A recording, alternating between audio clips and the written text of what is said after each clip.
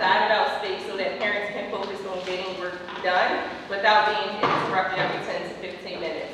I am a serial entrepreneur, but I'm really dedicated to what I'm doing today is making sure that women, especially Black women or women of color, have access to resources and information so that they can excel.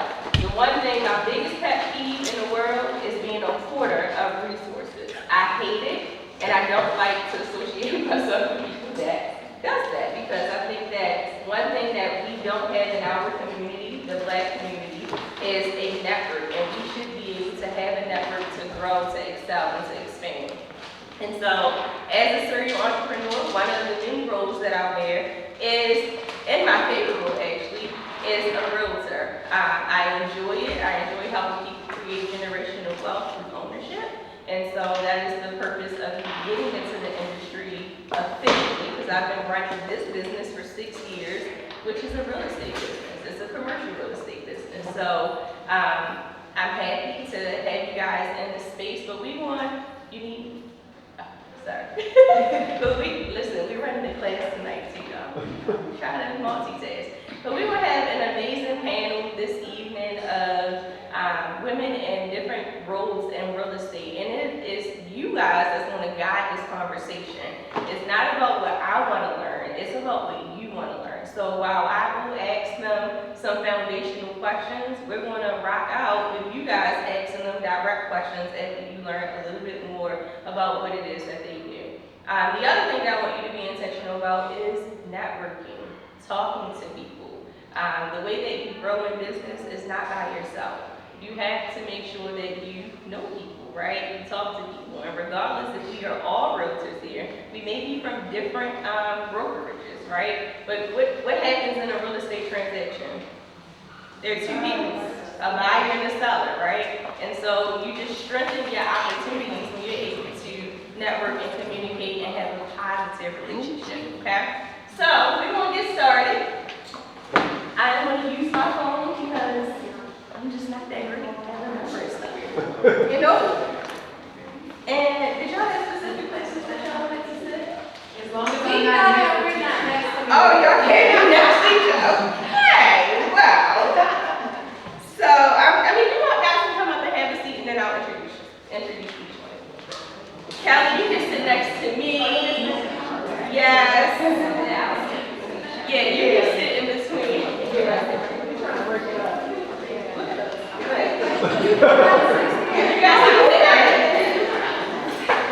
They decided to wear the best color ever, right now. They wore the best colors, right? Yeah. Sorry, Kelly. I didn't need a memo. You ain't heard Kelly get 4th of July.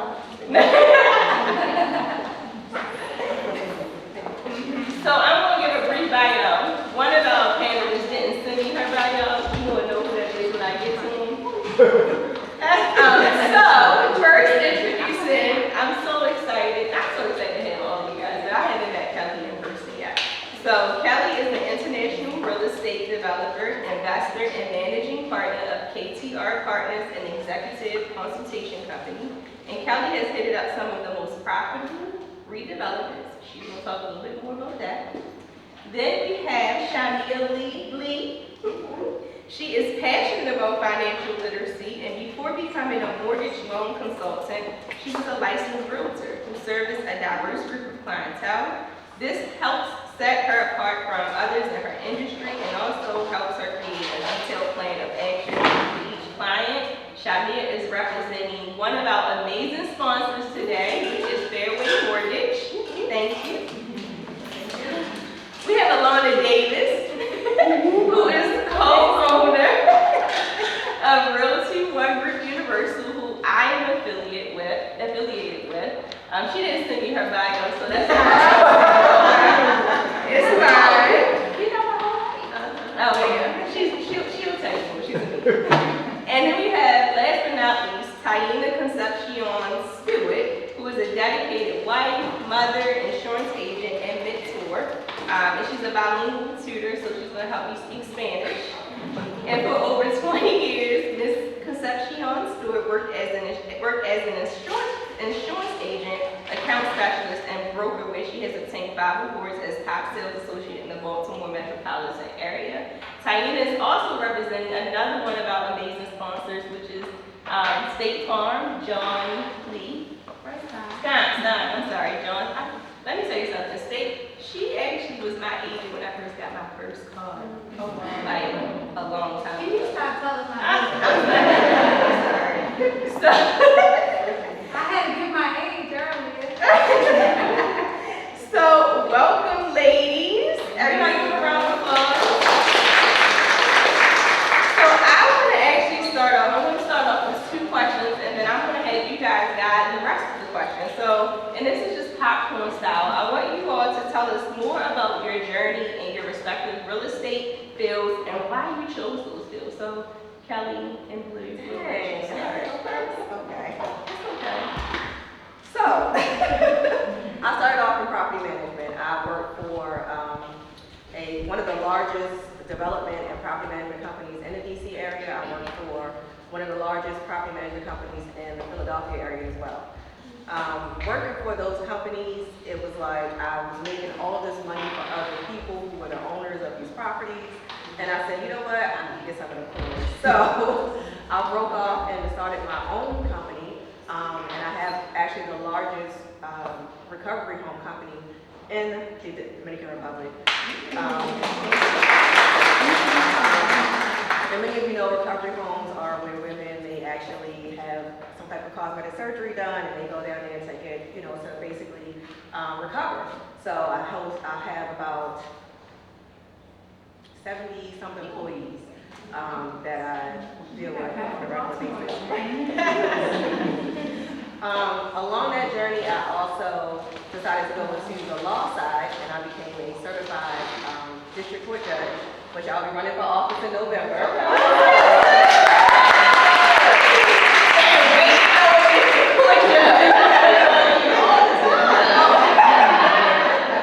So that is a little bit about my journey, and talk about it a little later, but I'll let somebody else go. Well, I guess I'll kind of in here. So for me, I started in real estate when I was young. So I come from a family who owns a lot of real estate. I'm originally from Philadelphia. And so when I was young, my aunt and uncle owned like 50 properties in the city of Philadelphia. So it's almost like the rich dad, poor dad type of situation where you live one way, you see people live another way. And they had me working in their office where people would come and pay, make their rental payments and stuff like that. I seen so much stuff going on, but they always had money. And they were like, I know this sounds silly, but they were always eating out. We didn't eat out. And so to me, people who ate out a lot must have money, right? So they always were eating out, and I was just always intrigued, like, what do they do? Like, I didn't understand. I was just helping at the desk.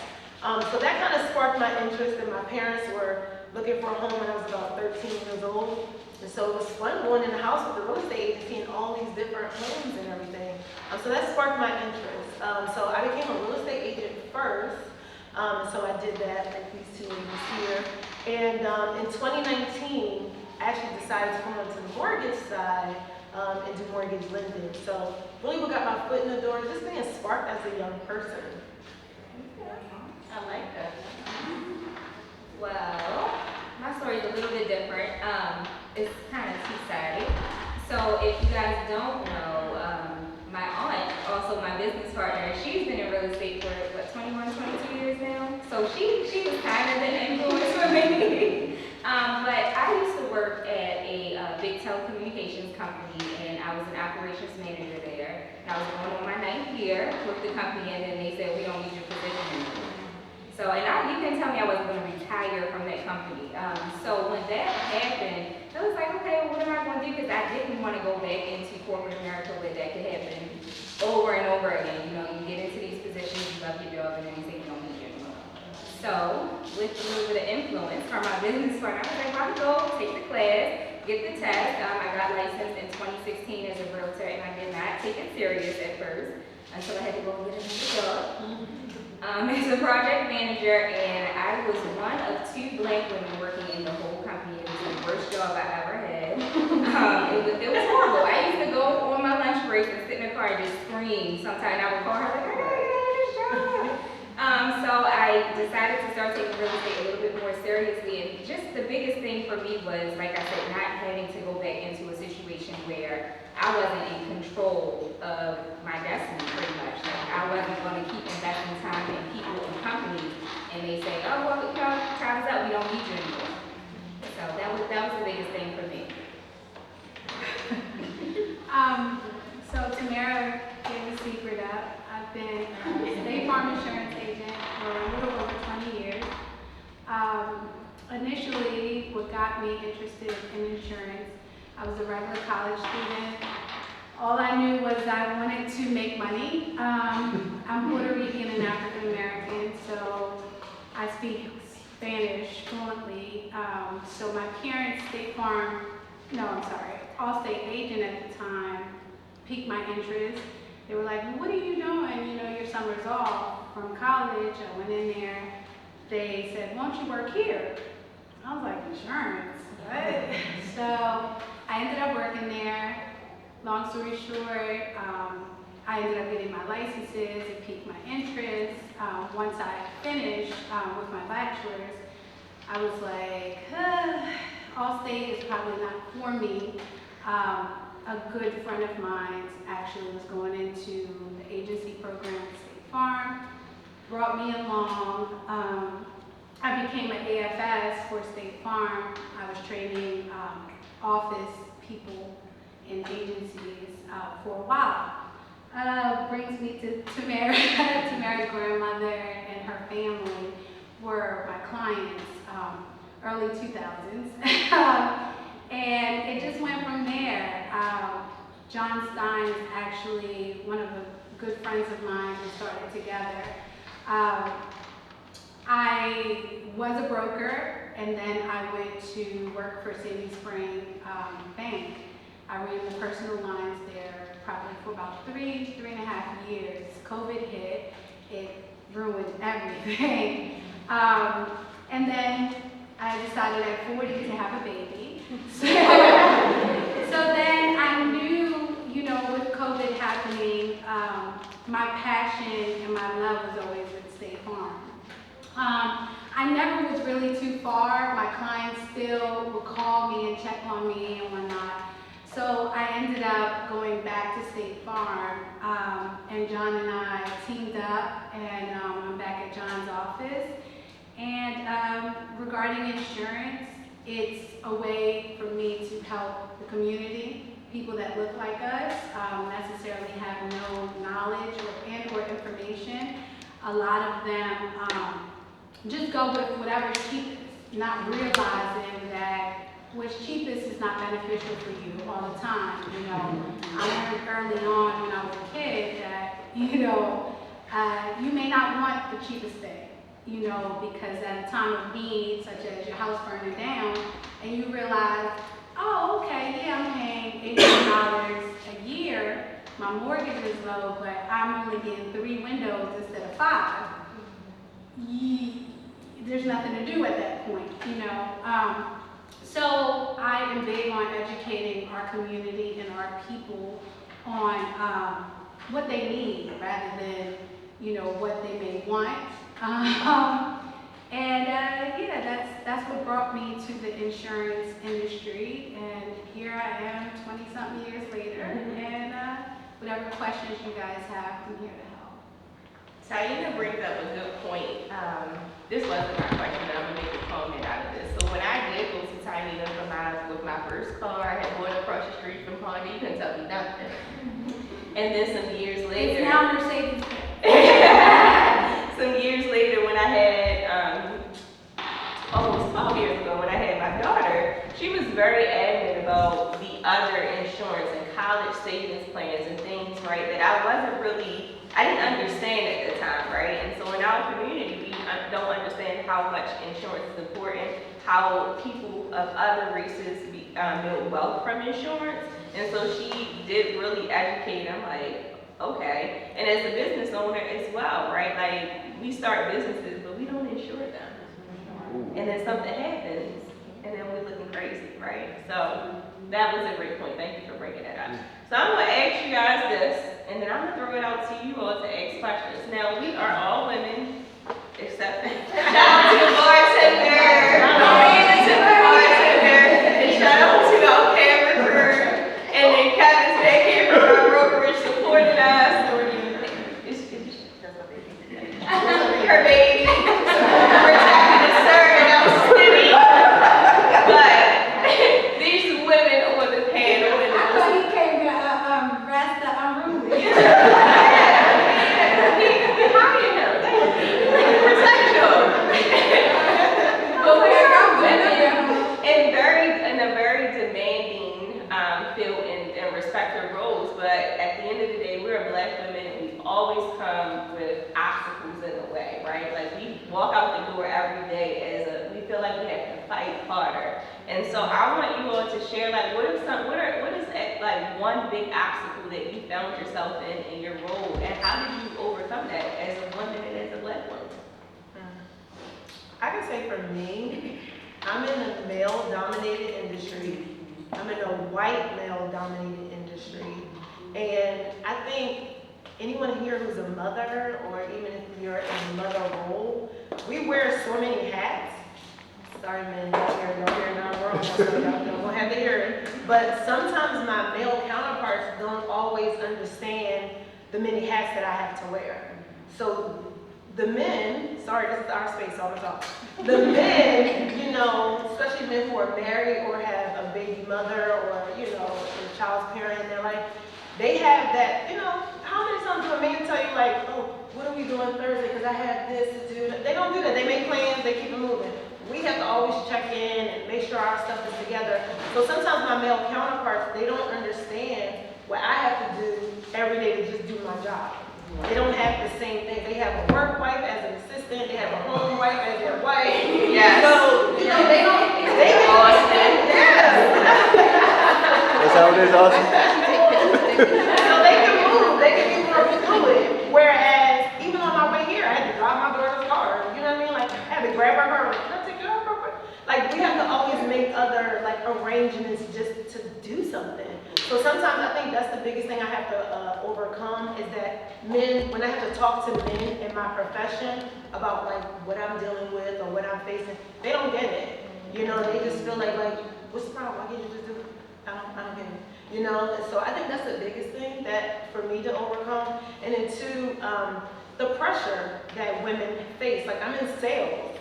And so in sales, all they want you to do is sell.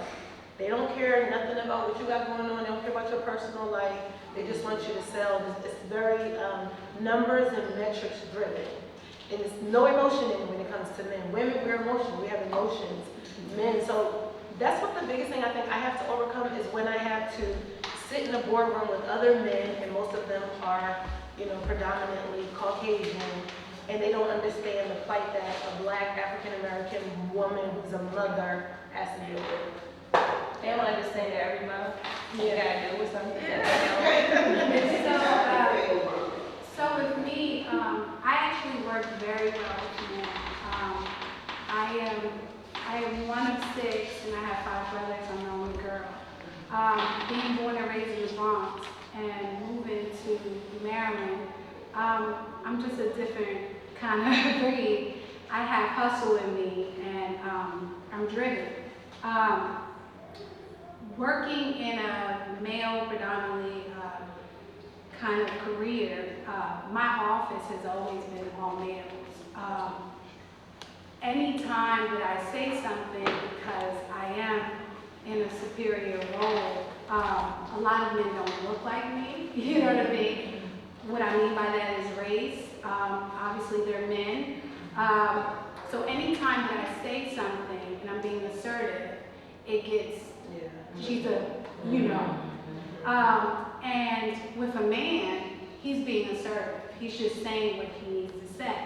When with us, it's like, oh yeah, she's this way. Yeah, she's angry or she's aggressive. No, I just told you, I said what I said.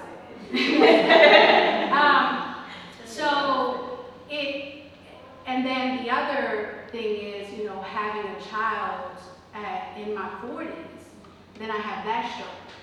I told the young ladies that I was speaking to earlier, you know, I made a conscious decision that I'm no longer going to work full-time, not for no one, not for myself.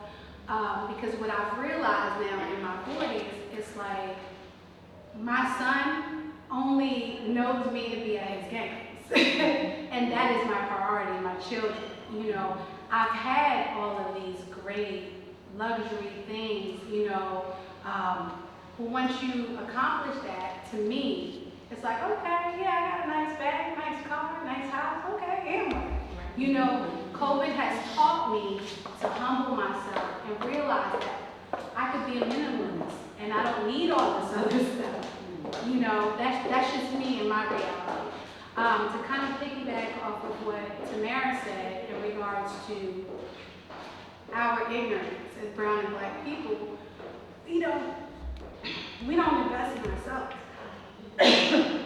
We're not aware of the insurance, how it can benefit us. You know, I posted the other day, and I think, you know, some people here that are my friends, I'm tired of our people having fish fries and GoFundMe's, you know, when somebody dies, you know, but you flashes, I don't know what, your kids have all this nice true religion, all this nonsense, but you leave them with nothing.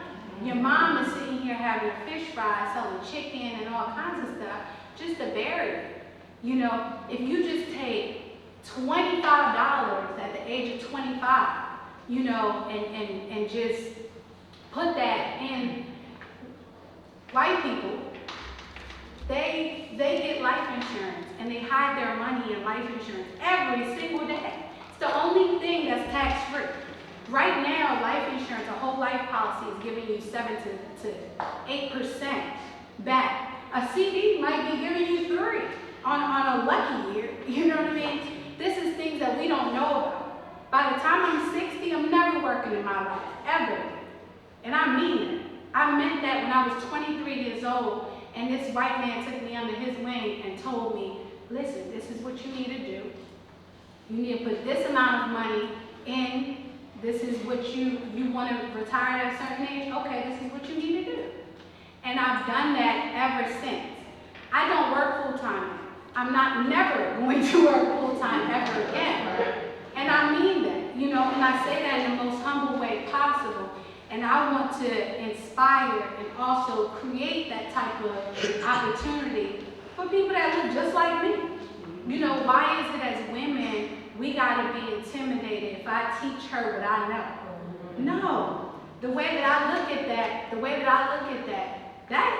that makes me feel like I'm the best person in the world. You know, to see, I told some of the ladies, I've known Tamara since she was a young girl, to see all her dreams and aspirations be fruition and come true. Like, I walked in this place, I was like, man, it really makes me emotional because I know where she came from, you know what I mean? And it ain't, we don't have no silver spoon in our mouth, you know what I mean? I ain't even plastic. Hello. And when she said, you know, about eating out, something so simple that people don't even, that doesn't register, you know what I mean? My child, I don't register to him with his little spoiled self. Like, he doesn't get that, you know? But I want to be able to create that type of mentality for people around me. If you're not with me, you against me. Like, that's just how I feel. Because I want to motivate you to become a better you. You know, when my girlfriends be talking that nonsense, oh, I'm getting a bag and I'm doing this and all that, girl, bye. I've been there and I've done that, and it's okay to want those things. But if you don't have at least a year of savings, if you lose your job today or tomorrow, don't even talk to me about none of that nonsense. Because it doesn't matter. If we didn't learn nothing from COVID, we should have learned that. We should have learned that none of that means nothing. You know, so any questions that y'all might have, I mean, literally about life insurance, about any kind of insurance, I don't even care if you go with me or go with the next person. I want you to know, I want you to be aware that this is out here It's available for you. You don't have to be rich. You don't have to be none of that. You know, to be able to create opportunity for you in your future. Go ahead. I feel like I need a personal meeting. I'm gonna make sure I go I'm sorry. Y'all know I I need a asked you. one-on-one One of the things that I struggle with being a Black woman in real estate, because that's also, I mean, we're both in real estate, but she's on the finance side, but even as a realtor, it's also a white male-dominated industry. I feel like my biggest issue is proving that I could be taken seriously. One, because I look a lot younger than I am, so that's always been a big issue. Everyone's like, well, how old are you? You get something in your house? Are you 20? I'm like, huh? Not 20. So that's always been a big issue. And then, like Shania touched on, sales, like, that's typically what white men do. So then they see us and they're like, well, I even had a client like, are you even aggressive enough to sell my house? And like, They don't know it long. I mean, I'm a nice person on the outside, but if you push the wrong button, but yeah, that's always been the thing for me, just trying to prove that I can be aggressive when I need to be. Yeah, I might look a lot younger than I am, but I can still get the job done, and I can a lot of times do it better than the next person. So it's just, I just think that we have to work so much harder. They just show up at work and they're like, I'm here, come by this house. And they're actually not that smart. Yeah. We'll talk about that later. Go ahead, Callis. For me, anybody that knows me, I'm all about my coins. So it's always equal pay. And I've always had an issue where people, especially men, try to put me in a secretary role or try to not pay me what I'm worth. And I'm like, no. I slide my credentials across the table and let you know this is what I need, and I don't care what you're offering me, but this is what I want. These are my conditions. So I think a lot of times as Black women, we don't do that. If there's a salary that's posted, we're saying, okay, we're qualified, we just take what's on the table, but you're supposed to negotiate that. And I've negotiated every salary that I've ever done. Anything, even now as a consultant, people are like, oh, well, I have this and whatever, and I'm like, okay, well, this is what I charge. So if you can't afford that, you have to talk to someone else. Because all money ain't good money, and I'm not, I don't work with everybody. So that's always been the biggest thing for me, is making sure that I'm paid what I'm worth. And a lot of times, and just they feel like, you're a pretty face, you don't really have the credentials that we're looking for, but you have to let them know that you have everything they're looking for. And if you're not gonna pay me, then find somebody else. And what's interesting to piggyback off of that, and also what you said, how you get along with them. And when I was in a support role, working as a manager or support staff, I always worked well with men, specifically white men. Like I felt that I worked better with white men than I did with Black women. It was always that, I can't teach you what I know because now you're a threat. So in a support role, it was great. But now that I'm in this role, self-employed, working for myself in sales, now they're like, she's not supposed to be here. She's taking my spot. So it's definitely a difference, especially for me. Now, like I said, I have to really prove that I belong here, whereas though before, they were like, oh, come on, do this and do that, and let's keep giving you a promotion. But it's because I was there to support. That was really, that was really important for me and Omar to even start this series period, right? Again, like I said in the beginning, we as Black women, we don't collaborate. We're always intimidated by each other, and there's enough. I am really good at economics. I have a doctorate in business administration, okay? And so I understand economics very well. It's enough for everybody to win. And so I think that it's one of the reasons that I wanted to create this specifically for women in real estate is because we're always competing with each other. And we're in the process of purchasing this building. This is a 15,000 square foot building. It's not cheap, okay? And so it requires a lot of resources and a network. And the person that wants to sell me this building doesn't look like us.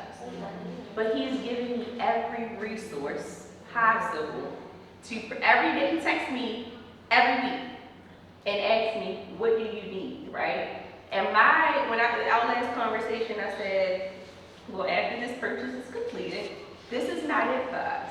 Because more people that look like me, that are women, need to be able to have access to people like you. And they need to understand the commercial real estate side. They need to understand how to build wealth through commercial real estate, just like I did, right? And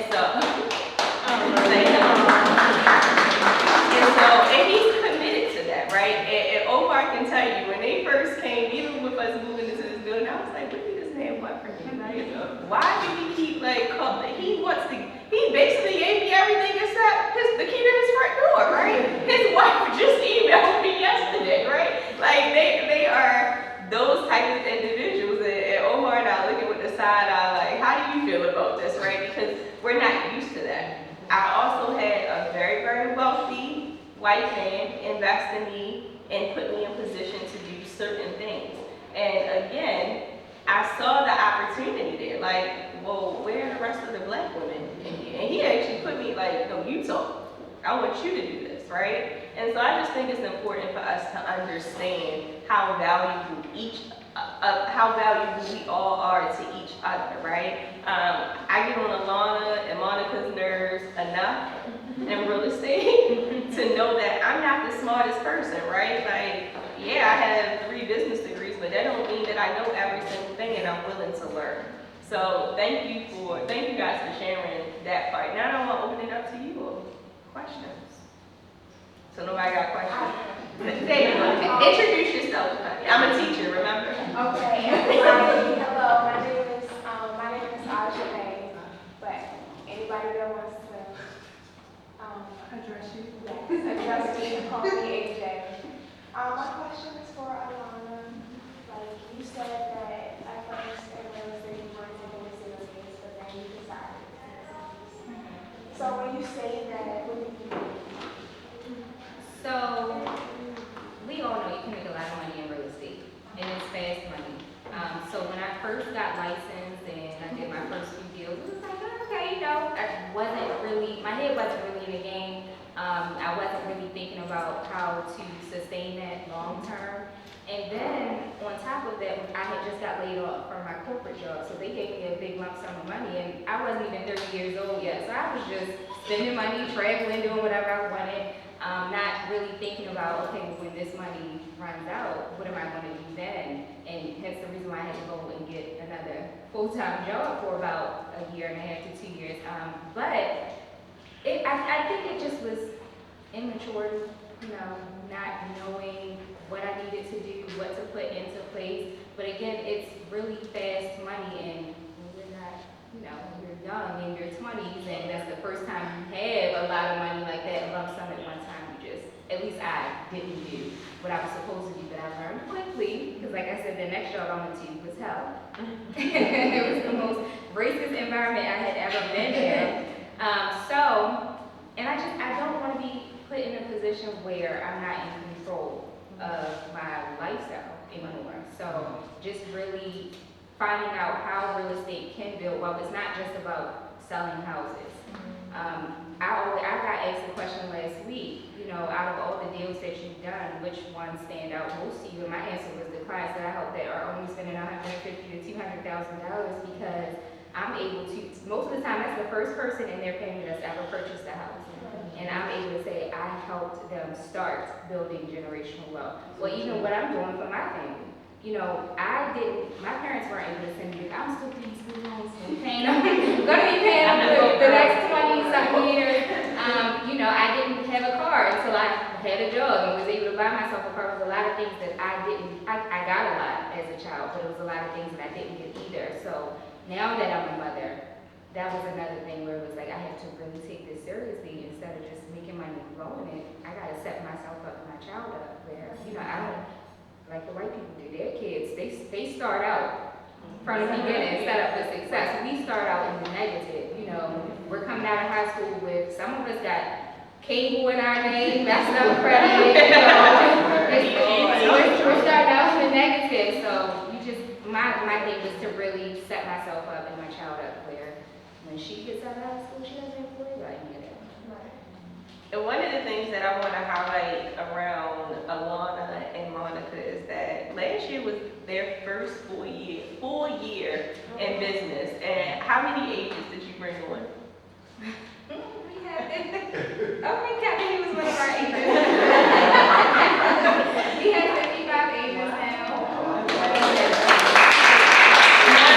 Not only did Alana and Monica bring on 55 agents within the year, both of them still sold real estate. And Alana, how many deals did you close last year?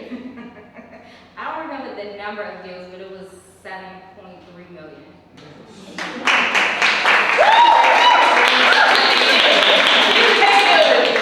So, I don't think that she or Monica toots their horn enough, and I think it's important for you to toot your horn. That's a lot.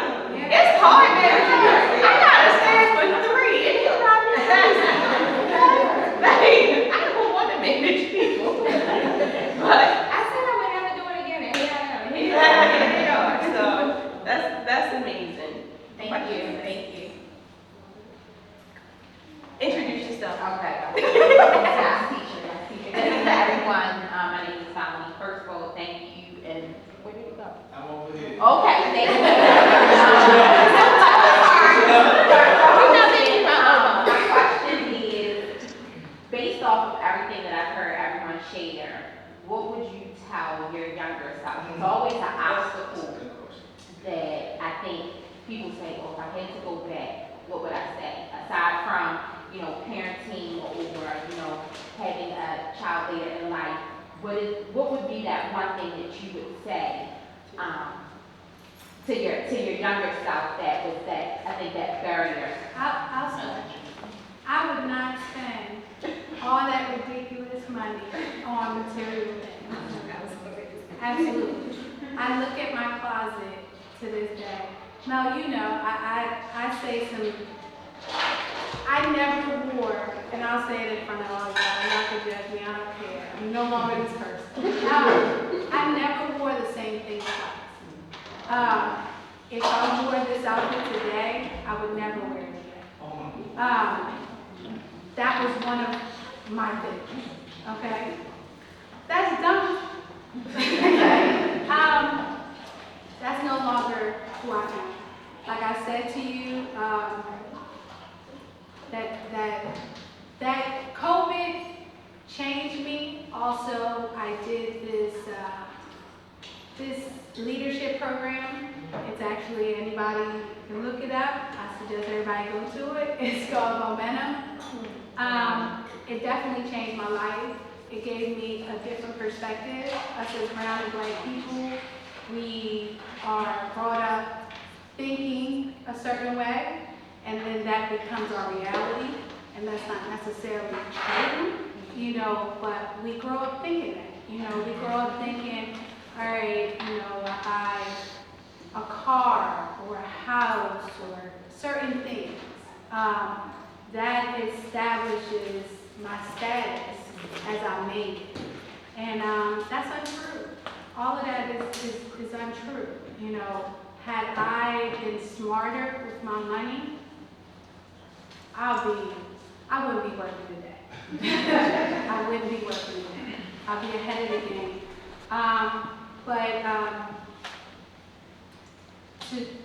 Somebody said something about generational wealth and stuff. So I have 2 children. I have a 12-year-old and I have a 7-month-old baby.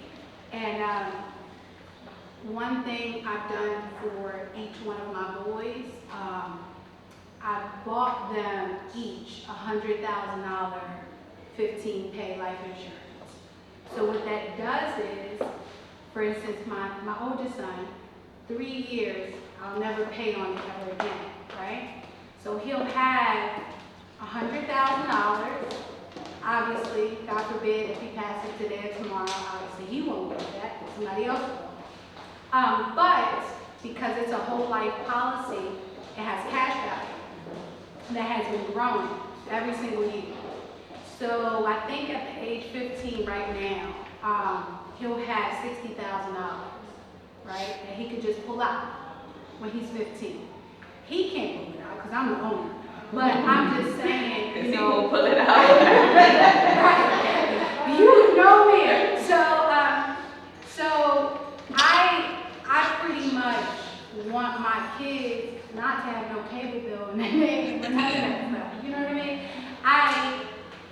I will, other things that people don't know, I will put my son on my credit card at the age of 15 so that his credit will be crazy. I also plan on my son making it, you know, in the MLB, inshallah. But if he doesn't, his college will be paid for. I could say to you today, I have no college debt, none of that. You know, my girlfriends be laughing like, girl, you got so much insurance you pay on. I pay over $1,000. Life insurance, investments, all of that. Easy, every 2 weeks. You know, why? Like I told you, I never want to work again past the age of 60. Who knows? God willing, I won't work even before that. But that is the reason why, you know, I don't want to worry about that. I don't want to stress about that. You know, life is so much easier. People ask me all the time, well, why did you go, you know, back to John Stein? You know, you were making all this crazy money, this and that. Because, like I told her earlier, it doesn't feel like work to me. You know, it doesn't feel like work to me. Talking to y'all, this isn't work. I feel like I'm talking to my friends. I help you in any way I can, and that's how I do my clients. My clients, State Farm's not the cheapest. They're not. You know, they're like the Nike of insurance. But one thing for certain, so one thing for certain is you call State Farm, you can talk to Taina. You know what I mean? When your house burned down at 12 o'clock at night or something, God forbid, you can talk to Taina. You're not going to talk to 15 million people, different people. You got to re-explain yourself in a distress, you know. But because you want to save $20, now $20 got you looking crazy. You're not going to talk to Jake from State Farm. So that's where you get quality over quantity. You know, it's all about what's important to you. You know, when I was a broker for the bank, I wrote my employees wrote insurance for 24 different companies. I can't keep track of all the companies, right? And I'm being honest with you. I can't keep track of all the policyholders. So you were just a number to me. I didn't like that. I didn't have relationships with these people. So they were kind of at our disposal. It was a number thing, like they said. Get them in and out, get them in and out. They don't care, you know. With State Farm, I've had clients that have been my clients for 20 years. When I tell you they make a decision, they call me. And I can tell them whatever price, but they entrusted me that I'm giving them my honest opinion like you're my family. And that's the truth. That's the way I do it. You know, I'll keep it honest. I had a client yesterday. He's like, Miss T, come on, I can't afford $600 a month. I said, brother, you had 2 accidents in 1 year. And they were $40,000 a piece. You're never going to pay me that. You know what I mean? I said, but this is what I could do. I suggest you up your deductible.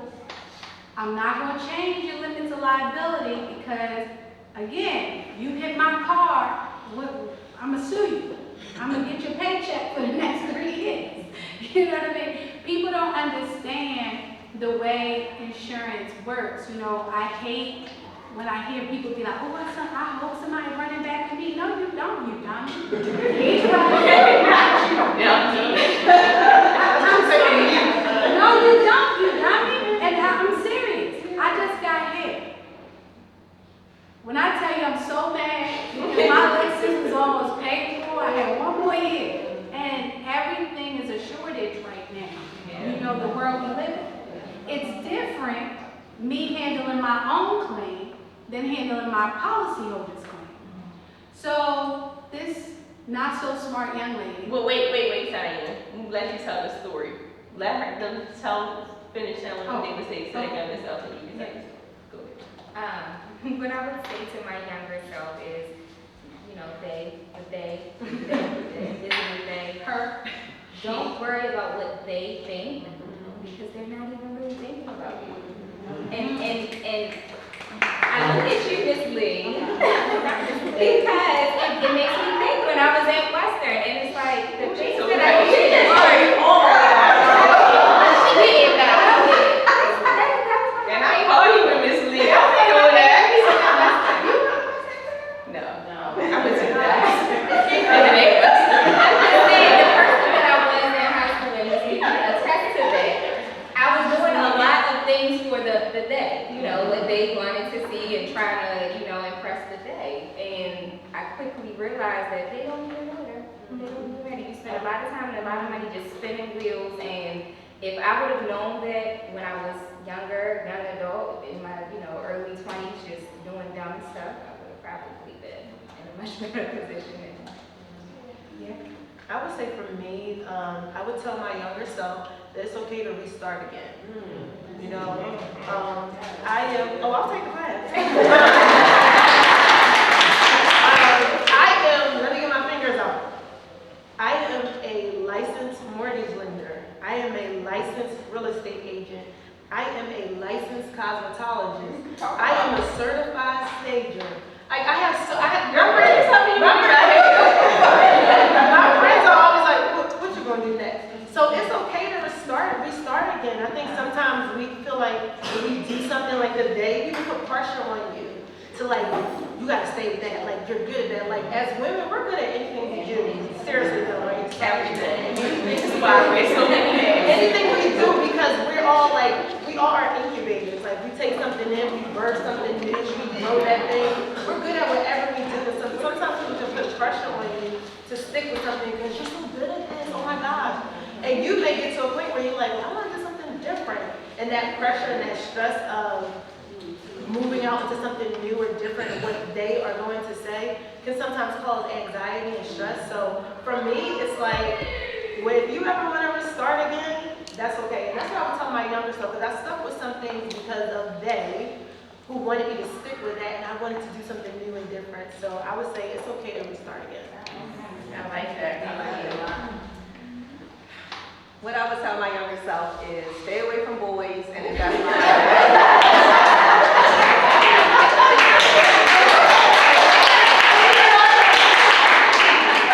focus on you, sis.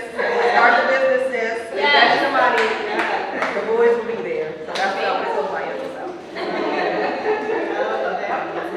I would say, I would definitely, no, because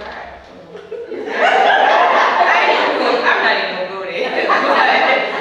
But what I would tell my younger self is something to almost close to Shabia, is that people will put limitations on what you're supposed to do, right? I remember I didn't tell a lot of people what I did for a very long time because I did so much, and they would actually I felt like I was being judged because of that. And it wasn't until about 6 years ago when I was working for my rich white father, he's my father, that it was like, no, show up as your authentic self and tell everyone what it is that you do. Who cares? Because when I walked in most of those rooms, when he was investing millions of dollars into these companies, I was the smart person in the room. They were asking for my expertise, right? This young black girl from West Baltimore who went to Coppin State University, and every time I walk out my house, the odds of me being anything besides what I am was against me, right? And so I would just say, really kind of believe in yourself and your capabilities, because honestly, it's nothing that a black woman can't do at all. Yes, I wear many hats, and I don't give a shit who don't care about it. That's up to me, right? And also understanding when to say no. Now it's a no for me, sis. All that. If it doesn't align with my values, my goals, or if you just frankly been treating me like sugar, honey, iced tea for my life, it's a no. And that's that. I don't care who you are, right? And so that's what I would kind of tell. I spent a lot of years giving so much. And I could have been giving myself my real estate license a long time ago, right? I could have been giving myself more investment and not worried about what other people wanted me to do or needed from me. So, but good question. Thank you. Thank you, Miss Lee. Now I can't go to the club when Miss Lee open up. So I am Monica. So you guys have talked about your obstacles. You talked about things that you would say to the younger self. So what are some things that you do to motivate yourself? Because we know as Black women, wearing all these hats, having all these responsibilities, whether it's children, relationships, take off the lashes, the weaves, the nails. When you're in the room by yourself, what do you do to encourage yourself, or what are some things that encourage you most? For today, not your younger self, but today. Well, I'm a And I mom hope of y'all four, can help everybody. and I have 4 teenagers. Girl, you got no gray hair.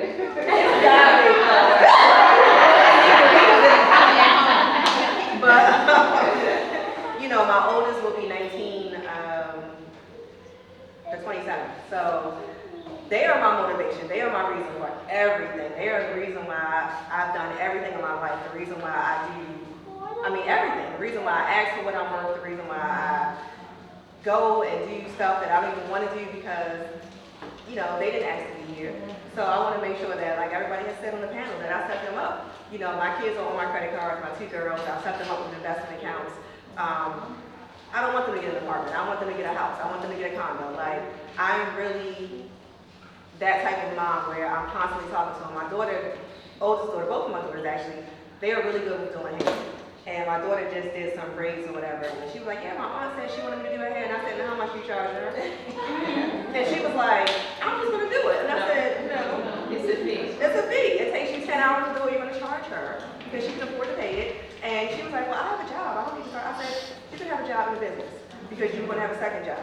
So, yes, you're going to charge her and you're going to, you know, do whatever. But I'm constantly talking to them about doing different things, and they are my inspiration. They're my motivation. And I mean, other than that, I don't know. YouTube. I'm always on YouTube looking at motivational speeches and videos, and that's pretty much it. Yeah, same for me. I'm a mom of 3 girls. Oh my gosh. That's First thing my my husband. husband. Oh, I call mine too. So I have a 20-year-old, a 19-year-old, and a 12-year-old. And so for me, when everything comes off, family matters to me. Like, I'm really big on family. I don't care about all the other stuff. I'm not like into all that no more. So for me, it's family. And I have family back in Philadelphia where I'm originally from. So I'm always back there for proms, graduations, somebody turned 3. I'm just saying. It's a big deal. You know, the whole block is blocked off. It's serious. So I'm really big into family, and I'm like almost the kind of the go-to person in my family. So sometimes that can feel like a little bit of pressure, you know, because everybody wants me to be there for them. And if they see me post that I was at a closing or a work function, they're like, oh, you went to that, but you couldn't come to my 3-year-old party. So for me, it's family. I feel like after everything else fades away, and Taina, I think you said that about COVID, it's what you're saying. Family is so important. As you all been talking about, we're moms, we work, we're entrepreneurial, so we always are going. Sometimes you just gotta step back. For me, spending time with family is fun. I don't care if we're just sitting on the floor watching Netflix, eating Snickers. It's about memories. So that's what I like to do, create memories. Well, I'm trying to think of something other than my job. I mean, I guess like as a mom, that's just what it is. That's what you think of, and just, you know, my mother raised 2 kids as a single mom, you know, and she always say, oh, by the time I had 2 kids, and I was only making $28,000 a year. I'm like, wow, how did they do that? And I don't ever remember being without anything. So I just think of that and how, now that I'm an adult and imagine how hard that must have been for her. It's like, that's my motivation, because one, I don't want to struggle like that. And I had everything I ever asked for, so I want my child to have that plus some. So that's my motivation. I don't know. You already know, all I talk about is my kids. Well, I would say my child, but more importantly, you guys, like women that look like me. I grew up in West Baltimore, the real West Baltimore, not no upper Park Heights, the lower part of Park Heights, and Gilmore Projects and Penhoff all around there, right?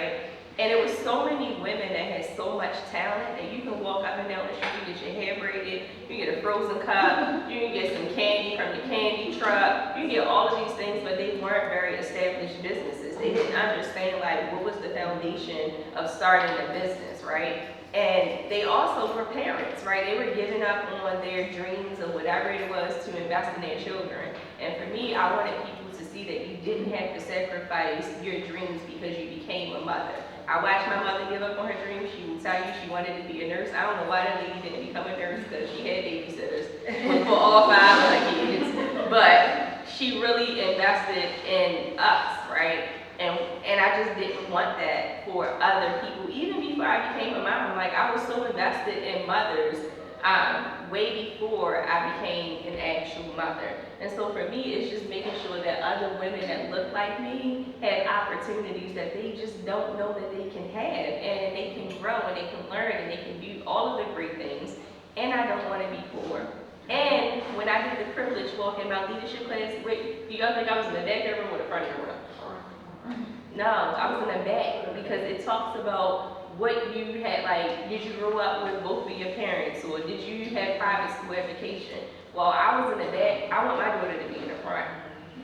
And that's it, right? She doesn't, my poor child, Lord, she's so green. I had to put her in karate because she only goes to an HBCU, so she has to learn how to fight a little because you know, like the tussle a little bit. But she doesn't know anything besides privilege, and that's fine. And I want her to understand that that's okay. But she also understands.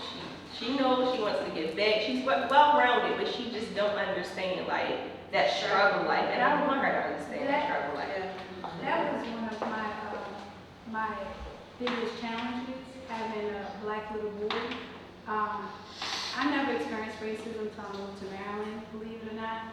When I moved to Maryland, I moved to Annapolis because my brother Bucky went to Naval Academy. I know you experienced racism. So that was, you know, the first time I experienced racism, like I said, was in Maryland. And even within our own group, right? I never had nobody that was my complexion like her look at me like, oh, you're not black enough, oh, your hair, oh, you light skinned, or this and that. Maryland is so segregated, like that Mason-Dixon line is so clear to me. I don't know if it is for you, but I say that to say, with my son, I'm very conscious on decisions I make. He goes to private school. I want him to have things that I didn't have, right? So that balance is hard for me because I want him, like for instance, tonight after I leave here, I purposely make my son play in the inner city basketball because I want him to be around people that look like him, as well as him to know like these little white boys that you play with at your little private school, that's not real. They ain't real, sis. I'm that serious. Like Tamara and I laugh all the time because I swear to goodness, you can't even tell that a man wasn't raised in the Bronx with me because he has that hustle and he has that drive. I can't believe I'm ready to say this in public, but he sells candy at school. He sells candy at school. I told him, I said, you get caught, just act like you stupid, and I'm gonna act like I'm dumb. And you never gonna do it again, right? But, you know, he has that entrepreneur, you know, his dad is ready to build Keys Village on Duke. You know, his dad owns Keys Development, you know, which is a mental health, you know, PRP in Baltimore, PG, all of that. And I say that to say, Amir plays in these rec centers that we sponsor as a family. Nobody knows that, and I don't want him to come in there thinking that either. Like you, like everybody else, you know. So he has that street smart, and he has book smart. That has been the hardest challenge for me as a mom, to find that balance for him. That she says Brian necessarily doesn't have, you know. That poor child. So we talked. We got a man asking the question. Here we go. So we talked about all the ways that men have been detrimental. So on a serious note, how can men be more supportive of your journey and to help elevate Y'all had the same question. your business? They had the same question. I'm not going first, but I'm Just, I think just to try to be as transparent and fair, like don't treat me any different. You know, treat me like the next dude. Talk to me the same way you do your male counterparts, you know, in the sense of respecting them the same way, addressing them the same way, you know. I don't think that I do anything different, you know. Believe it or not, in my office, the men respect me. You know, they fight with each other and all of that, and I feel like they're my extra kids. And I'm like, come on, let's cut this out. Like, it's nonsense. Because my brothers always say I'm their fifth brother, you know, because I take my emotions out of business, you know, and business is business for me. You know, relationships, friendship, that's after, you know. I just need that respect back. That's all. You know, I'm gonna respect you as my counterpart. You do the same for me. Yeah, I think respect and men understand the word respect. I've learned that from my husband. Men love the word respect. With all of us women can relate to this. A lot of times with men, they can get business easy, right? Because they can just show up, be handsome, flirt with you a little bit. You know, I remember when I was a real estate agent and I was in the office with some guys, and it was just me, it was all guys, and they were talking about how they were going to go after certain girls. And for them, it was like, man, this is a no-brainer. Like, look at me, it's a no-brainer. So a lot of times, like for me, when men see me become successful, they can be a little intimidated, but I have to work. Like, I have to prove myself in my business. I don't get flashy with women and they go, oh, I'm not working with you. But if a man, you know, if a man is handsome, a girl will just work with him. You know, with me, I gotta show up, I gotta do the job, I gotta be good at what I do. And I think sometimes men just don't respect that our hustle is a little different. Like, we show up and we're serious, and we mean business, whereas with men, it sometimes just comes to them very easily. So I think what men can offer to women is just that respect, that we have to work sometimes twice as hard as you guys, probably 10 times as hard as you guys do. Yeah, I know, you might not like that, but it's true. Like, we have to work harder sometimes, and that's not maybe everybody's, you know, reality, but the reality for most women. You know, men are paid more than women, men are promoted faster than women. So I think just respecting that what we do is we're working. Sometimes men will do that. Like, I know you didn't mean you was having fun, but sometimes men will laugh at them and okay, you work hard, okay. You know, but it's true. It's true. So I think just respect. I like to piggyback off of that and what you said earlier. Just really, like, you asked how can you support? That's it. We just need the support. Like, you know, in addition to everything that we do for our actual jobs, we still have to be mom, we still have to be wife. Like, you know, there are some awesome husbands and dads out here, and there are some that are not so great. So, I mean, we just really, I guess for lack of a better way of saying this, the whole gender role thing, like, I think it should just be equal. We help each other build instead of, oh, well, you're the mom, you're the wife, so you gotta take care of the kids, you gotta keep the house clean, you gotta cook and all that, in addition to still going out here and selling millions of dollars in real estate. So just the actual support, let's be more of a team, a partnership, instead of you being the man of the house and you come home from work and sit on the couch and watch TV, and I'm like, I think when I see relationships that, you know, they feel like they're in competition with each other.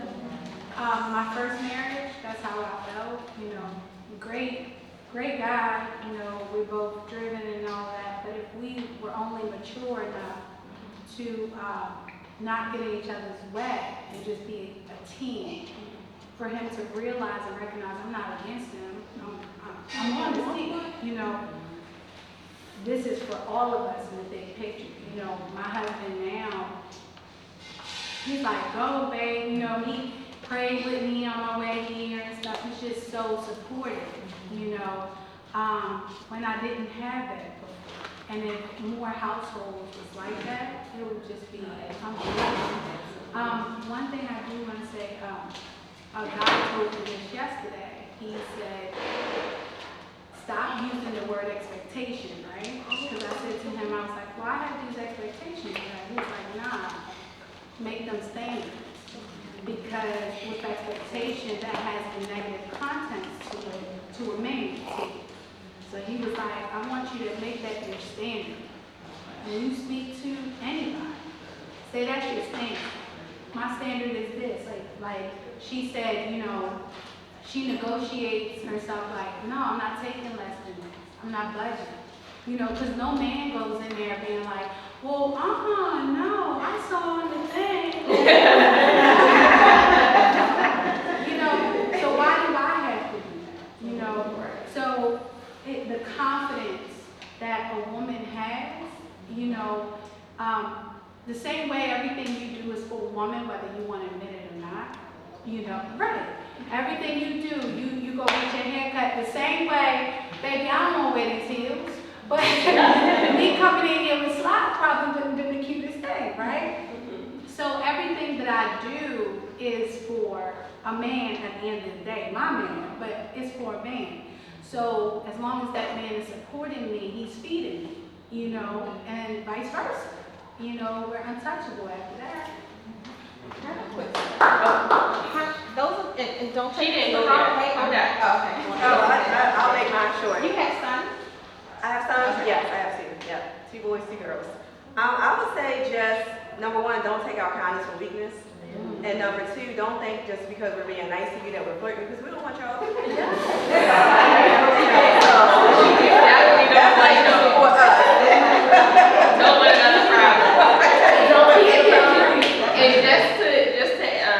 to add to the conversation, do what you are doing currently, you and Omar, but challenge other men to do that. And that's showing up, putting us in rooms that we may not be in, making sure that we have a seat at the table, and support us in a way where it's not, well, I want something out of it, right? And I will say this, Austin, he also works at the college with me. Shout out to Austin.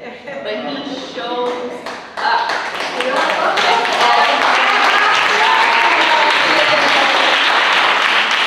There is not a time that I can't call Austin. Not that I always call him and I want something. It's probably like 75% of the time. But he shows up, but he makes sure I get phone calls all the time like, hey, you want to do this?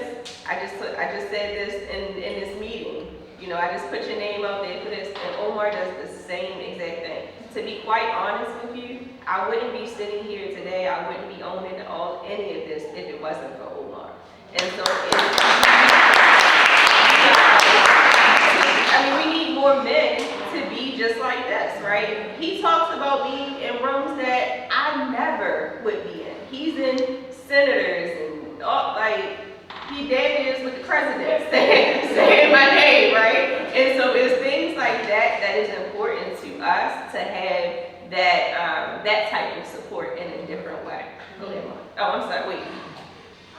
My name is Diana Zimmerman, and I'm co-founder of the Ultimate Biz Consultants, and we educate business owners on how to cover your business assets for domicile. And the question I have is, I'm a former lawyer, and I feel you ladies, that's why I left law. I got tired of, I was working out in Montgomery County. So I said, I have got to get the hell up out of here.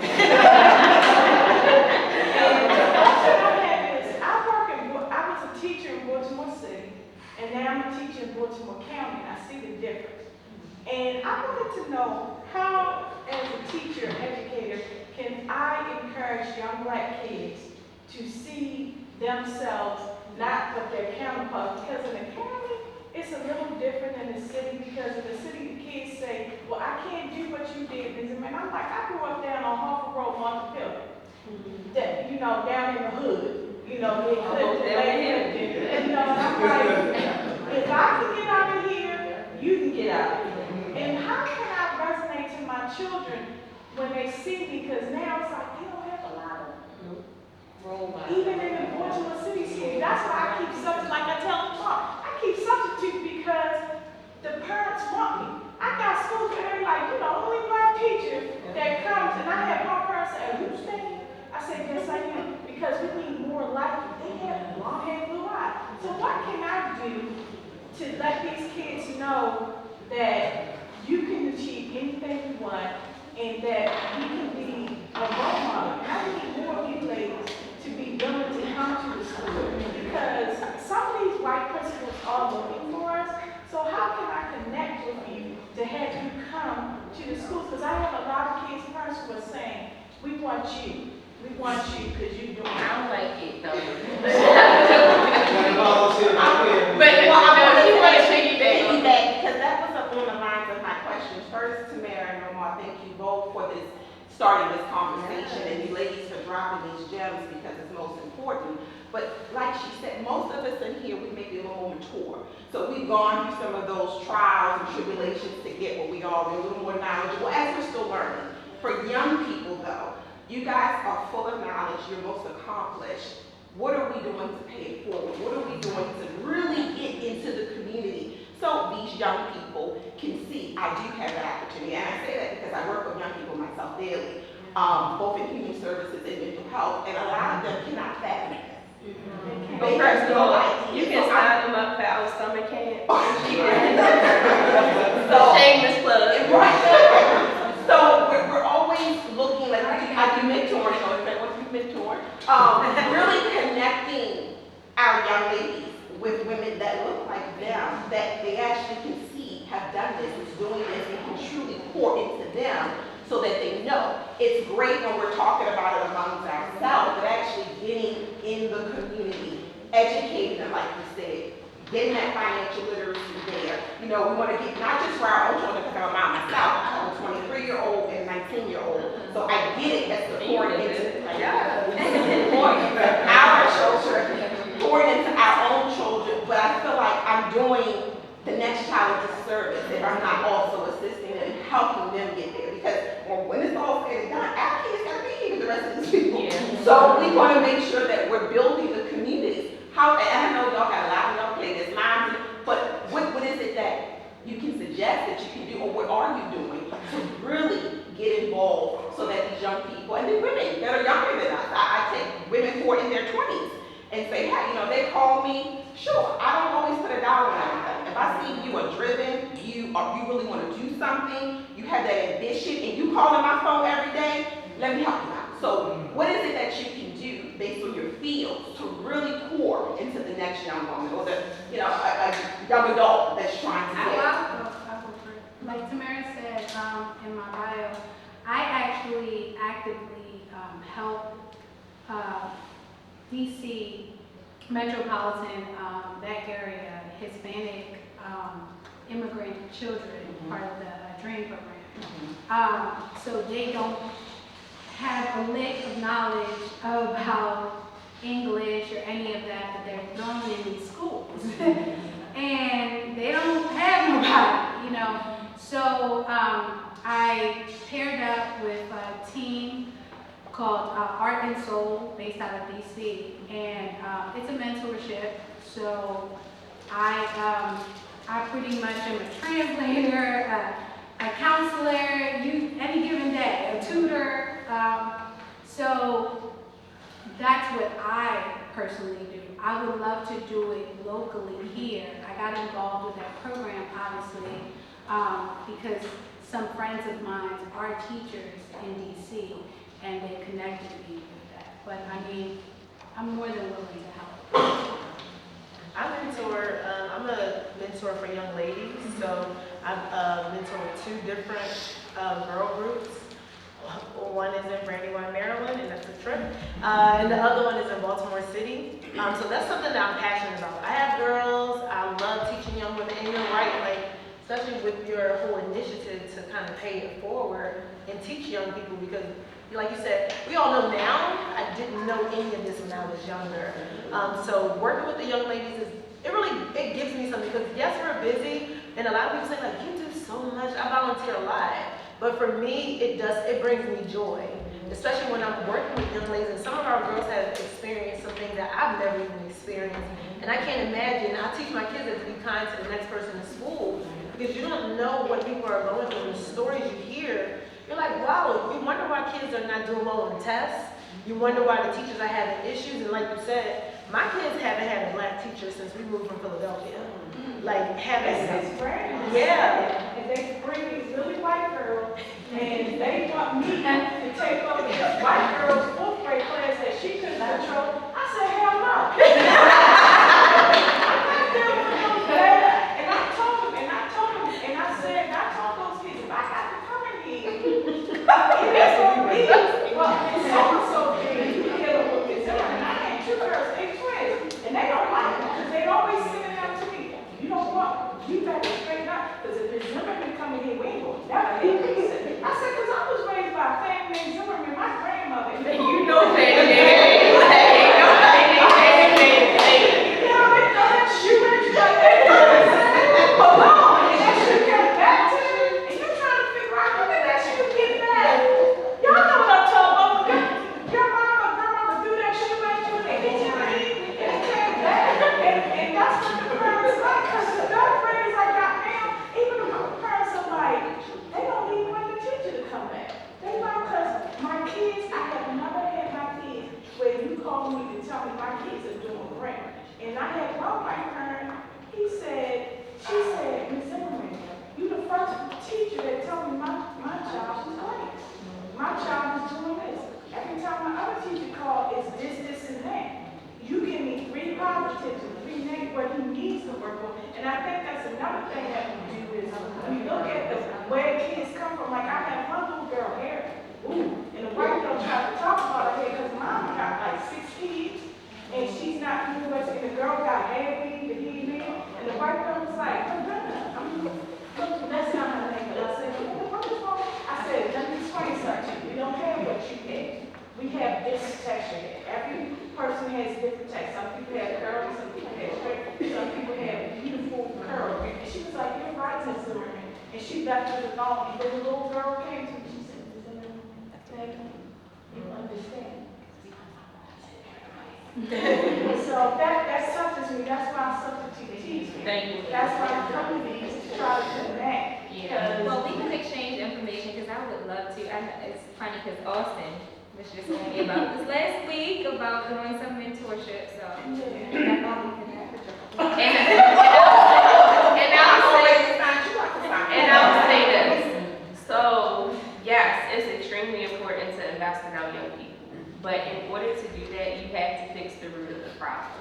And that's why Moms as Entrepreneurs exist. It is to really fix the root of the problem. If all of us in here had great role models as parents, we would probably be a little further in life. And so my role, while I sometimes work directly with young people, and I'm going to touch on that in a second, I really focus on the main person in the house, which tends to be the mom, which is the root of the problem. The reason why I don't do a lot of mentorship is because young people need consistency. And I know that I'm not able to provide that consistency right now. So I don't want to put myself in a situation where I am breaking the trust. That's where our issues, we all have trust issues because we've been promised stuff. Out 40 acres in the mule, I ain't got my damn mule yet. And we didn't get it, right? And so we just don't want to keep that cycle. But what I do is I make sure that I connect people with resources that can actually help them. And that's important because it isn't just mentorship, so I don't want to, it would be remiss of me to say No, that yeah. in No, general, because yeah. that's what I do with my clients. I address it holistically. Yeah. You know, this started somewhere. This isn't just child. And you just challenge Omar, he don't know it because he's not in here, but we'll make sure we do something where we are focusing on young people. Yeah. So it has to be addressed holistically, and it does start with the home. So not even just with the young people. When I reference, we're going to talk about the young mother, the young woman who doesn't have a child, just in general, the community. Yeah. Like she talked about their life insurance, not understanding the importance of it, not understanding, you know, when it comes to that, you can afford a home. A lot of people don't even understand that. Each one of these ladies have offered something that in Black and brown communities, they are not aware of, you know, getting the information to them. Us coming to them is great because we're here, we know we have enough insight to know where to go. But for those people who don't know where to go, getting into those communities, getting into those resources. Do we have any real estate specific questions before we wrap up the thing?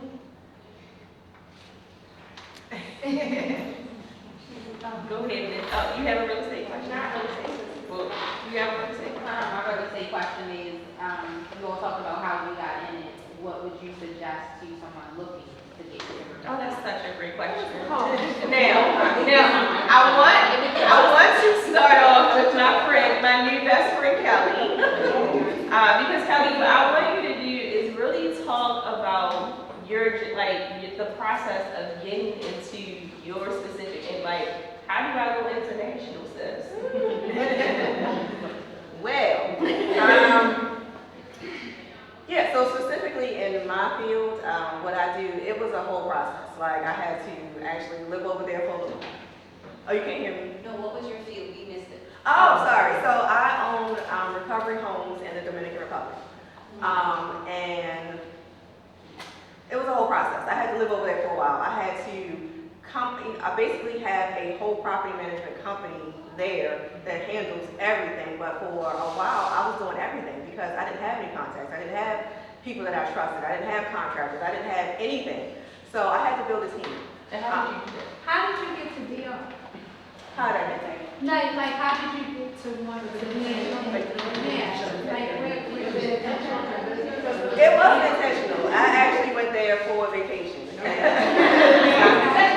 And I had a real estate agent come up to me and ask me what I do, and I was like, I'm in real estate, this, that, and the other, and she was like, do you invest in real estate? And I was like, I did one dabble a little bit here and there.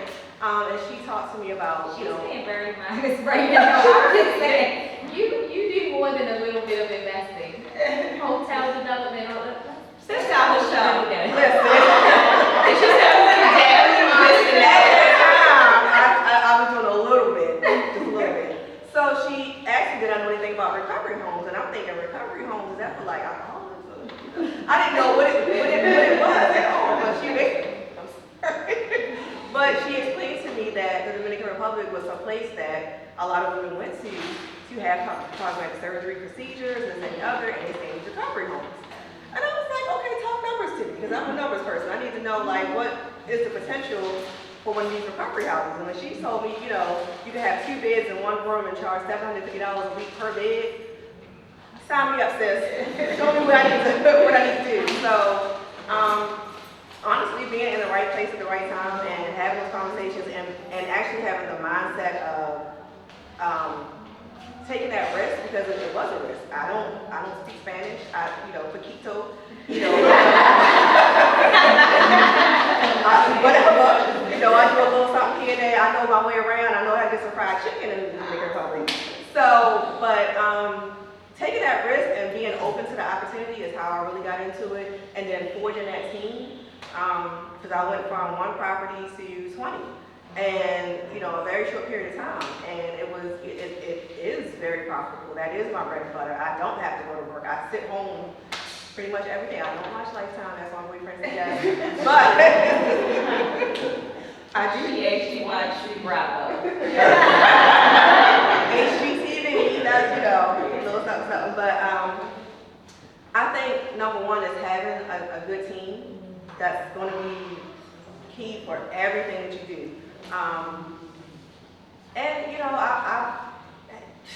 I've had to put my foot down because they know I don't speak the language. And I've had to, go through a couple of property management companies until I found the right one. And now I have an excellent person who, she pretty much texts me every day and is always, just want to let you know, this is what's going on, just want to be transparent. So that's basically it. I mean, just, you have to go over there, you have to explore. I will tell you in the DR that the real estate agents there do not have to be licensed, so be careful. That was a big thing for me because, there's a lot of, Mexican cartels over there, etc.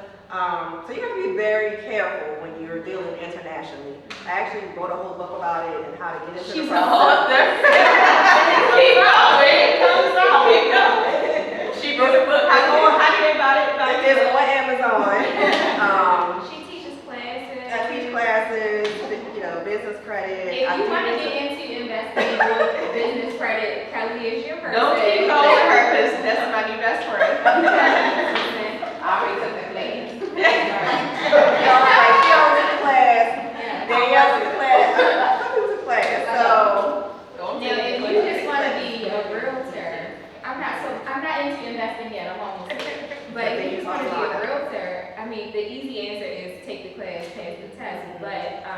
what I would recommend is if that's something that you think you're interested into getting into, you gotta really start building that business up before you even get to that point of being licensed. Because you're gonna go and get your license and then like a year is gonna pass and you're not gonna sell any houses.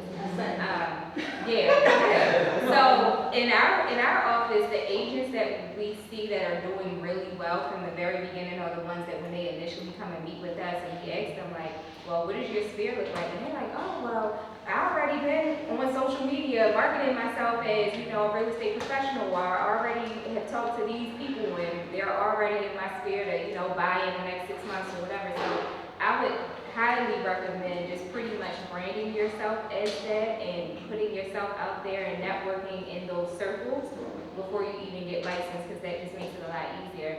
But then, most importantly, is choosing the right brokerage to affiliate with, somewhere that's gonna train you and feed into you. Brokerages right now, they're just like, oh yeah, you know, come in and we got all the bells and whistles, and then you get there and they're like, what's your name again? they don't even know you. When they promise you all these trainings, but really they're just taking all of your money. So a little shameless plug here, we do 100% commission. How many people are not agents yet? How many people are thinking about becoming an agent? Okay, so Yeah, we don't take your money. We do not take your money. We offer a ton of training. And we have some of our agents here. If you guys want to talk to real life agents and brokerages, if you don't want to, you know, trust me on stage. But that's really important, is putting yourself in a brokerage where you'll be supported and you'll get the training. And after this, Monica and Alana will be doing a small presentation for those that are interested in learning more in the conference room. Huh? After this.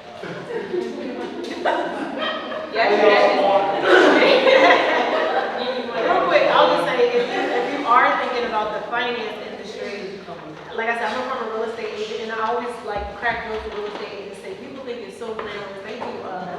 It's not a hard job. It has its challenges. Okay, so all the agents say it's a hard job. But on the finance side, since I've been on the real estate side, I can say on this side it's totally different. This side, I always like crack jokes and say, you know, we clean, they're like the fish. We grab them, we clean them up, y'all might send them to us, we clean them up. When y'all get them back, they brand rude. Like, let's go. Well, I got to tell them they ain't got no new credit, when they don't know the difference. Yeah, don't have no money, but ain't there programs, and you know, they don't know the difference between W-2 and 1099 and taxes. So our side, it's, you have to really be a people person, you have to really enjoy, like, I really genuinely like people, so it's a little easy for me. But I do know some people can be challenged because every day we're dealing with people who don't know. You know, most of us think we know finances, and some of us probably do in here, but the average person doesn't really understand finances. Good credit, most people think good credit is just paying their bills, but it's so much more to just paying your bills. And most of our people, I think somebody said this earlier, don't know that they can even afford a home. And I agree with you. A lot of people do think that everything you do is for money because they know the money that you can make in the industry. But the real things that really touch your heart is those people who like come back and cry. I'm about to get emotional now because I have some stories that like, I can see in my head.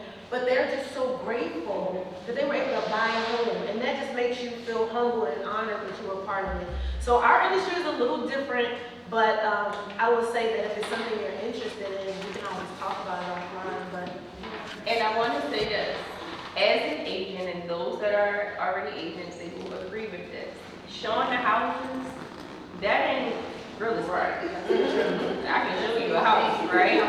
There's a process. There's a lot that goes into real estate. But the reason why these women are here is because this is your team. In real estate, it's not just about, oh, I got my license, I with this brokerage. No, you need a team. Because Shamia, what time do you agents call you? what time don't they call me? Exactly. Because I'm calling her at 10 p.m. because we just showed the house at 9:30 and my client wants to put an offer in and I need this letter from Shamia. Or my client just called me and said that they don't want this house anymore because they're not getting a grant or something like that, right? And I gotta call Shamia at 11:59 like, sis, Hold up for that appraisal. wait, hold on, we gotta figure this out, right? So it's not just about showing pretty houses, right? You gotta have a core team, you have to understand. Now, I know Kelly, I have, investment clients, right? I don't know everything about investing, so I may have to call Kelly and say, sis, look, And call me too.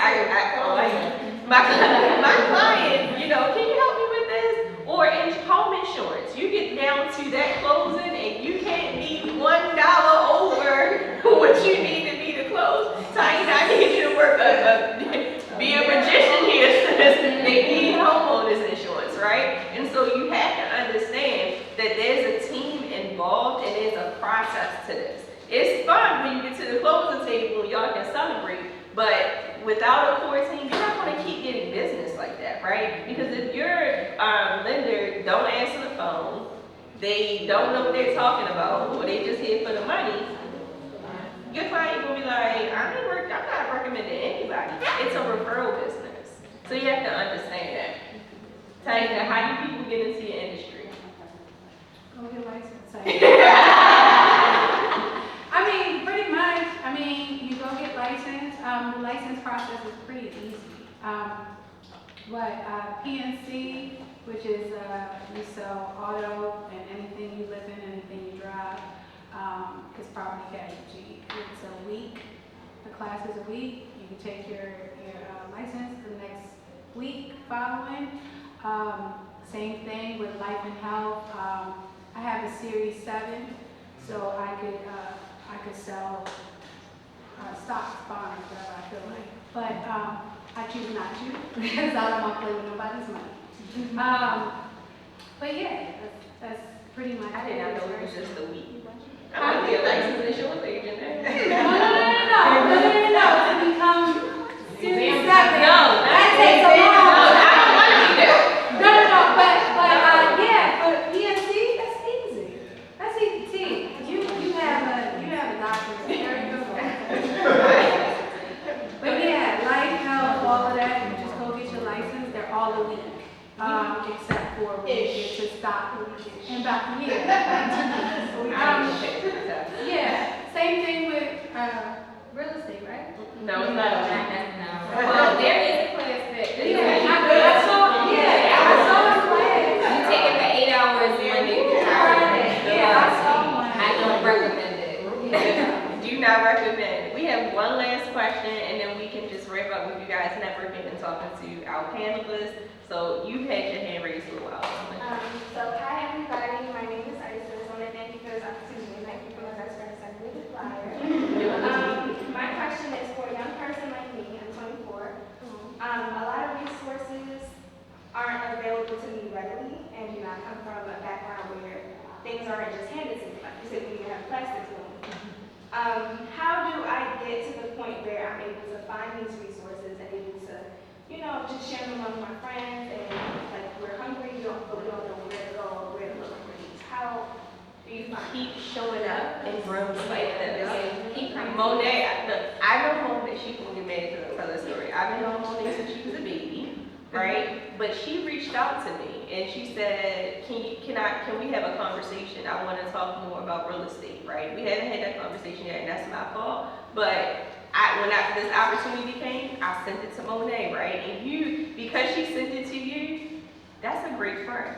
She's not hoarding resources, but show up. Reach out, right? Like, don't be afraid to reach out to anybody here, anybody in the room, anybody that you even see on social media. We want to talk about that. I'll talk to you later about that. But reach out, ask a question, but show up. You are connected to now the most resourceful man. You can't go nowhere in this city and not say his name. I'm telling you, right? You have, over 20-something years of experience in this, just by Monica by herself with real estate. Attach yourself, right? And don't think that people are always going to be available when you need them, but no, when people reach out to me, I may not answer right away, but I promise, I'm going to get to you. And so just be patient, but also be consistent at the same time. And when I see somebody that Monet is hungry, she didn't stop reaching out to me. And so I know she's serious, right? So I'm going to constantly make sure every resource that I think that she can use, I'm gonna send it to her. And that's with anybody. Everybody knows I'm gonna help if I can. Or I'm gonna be like, call Oma, or call Lana, call somebody in my, in this network or whatever. So just keep showing up and make yourself available. Can I just add to that, not long, because exactly what you said is perfect. Don't be afraid to ask for what you want. So it's like somebody on this panel has something you feel like you need, don't be afraid when we're networking to pull that person aside, like she said, ask for what you want. That's when I was younger. So a lot of people call me Shymia, but it's funny because my name spelled like Shymia, but I was really shy when I was young. Now I'm very assertive, I'm very confident, but when I was young I wasn't. So now I'm not afraid to ask for what I need. If you have what I need and you're a great connection, I'm going to introduce myself, talk to you, and ask you. Don't be, I would just say, even if you feel a little reserved or you might be a little timid or shy, don't be afraid because that's the only way you're going to get what you need in life is really just to go after it and ask for it. And make sure you follow me on Instagram, the Business DR and the Cube Cowork, because I know I share tons of information every month. If you get our newsletter, it's all types of business grants opportunities. Or anything that's coming up that has come into my network, I'm sharing it out. So I'm not being funny, but I really do follow me. Make sure you tag me too. Real quick, Go ahead. to your question, if there's somebody, let's just say you see somebody on social media and you're like, that's somebody I want to meet or I can learn something from, don't be afraid to go after that person and introduce yourself. But one thing I want you to keep in mind is, don't necessarily just go to them and say, hey, can I pick your brain? Or can I ask you a question? It's sometimes easier for you to pretty much study them and see what is it that they do and what's something that they need that I can then assist them with. And a lot of, we're really busy, and so like I might not be able to be your mentor, but I could say, hey, come in the office a few days a week and just help out with whatever you can help with, and you'll get more valuable training and more valuable just it's more value than just you being there and seeing what it is that I do in real time as opposed to me saying, oh yeah, I'll be your mentor, but can we wait like 6 months because I'm busy right now and that never happened. And that's just one thing that I've just really learned is a lot of people, they're turned off by, can I ask you a question? You want my time and expertise for free, but if you approach it like, I really admire you, I love what you're doing with your business, what is it that I can do to help you? And in turn, I'll learn from your experience. That is so good. I love that. That was That was perfect. good. Yeah. That was good. Absolutely. This is your event. Morgan State University, we have Obears in the house. All right, so we have a Women Business Center there. So we also have a number of initiatives where we're working with women business owners. So edacmorgan.com, that's edacmorgan.com, if you want to learn more about the activities that we have at Morgan State University. And I would agree, so Tamara, she bugged me to death about being my mentor. And I'm like, I didn't ever say I didn't have time. I just didn't know how to do that, but now look at her, she says I'm connected. I don't know anybody. I really don't know anybody. That's on camera also, I don't know anybody. And she knows more people than I know, so if you want to know some people, go to Tamara.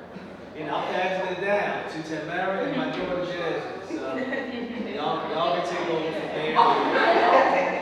So Tamara Lucas, our phone number is. But seriously, hopefully this was impactful for you all. I'm not sure if we're going to do one in June, July. We may turn up in June, right? Because my birthday is June the 8th, y'all. Oh, my God. I